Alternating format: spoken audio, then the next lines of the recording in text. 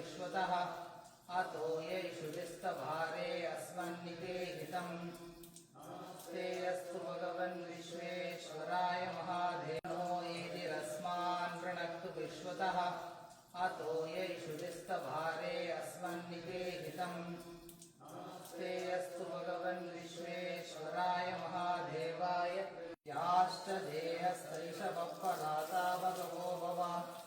अवदत्यतनुस्वगुं सहस्राक्षसदेषु देवकृते अद्यवोकति भक्ता प्रदमो देव्यो विशति प्रजते जवर्गीयसे जनमो संवृद्धने जनमो प्रथमाय जनमेभ्यो नरपतिभ्यश्च भो नमो विभ्यो निभागं सद्यो मुष्णताम् प्रगन्धानाम् गिरिचराय गुलिन्द्राणाम् गन्धावि राजासन् राज्यो वासो मे नैषते देवसुवामेतानि यदीं सुभवन्ति एतावन्तो वै देवानागं सुवाः देवास्मै भवान् प्रयच्छन्ते येनं पुनस्वन्दे राज्यायां देवसूराजः भवति कार्तिकेयाय विद्महे शक्तिहस्ताय धीमहि वन्नस्कन्धप्रचोदयात् गौरीमाय सलिलानि दक्षत्येकपदीत्युपदीशा चतुष्पदी अष्टापदि नवपदि वसुर्षेः सहस्राक्षरा परमेभ्यो मन्यन् सुब्रह्मण्यों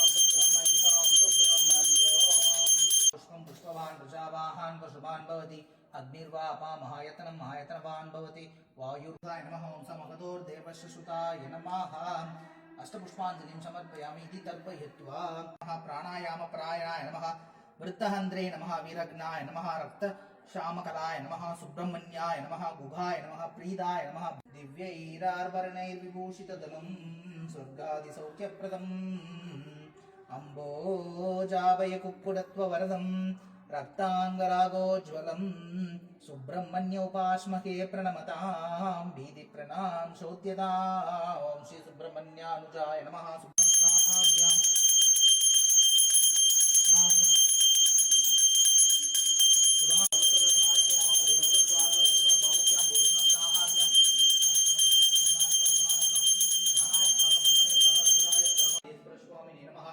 शिवाय नमः महेश्वराय नमः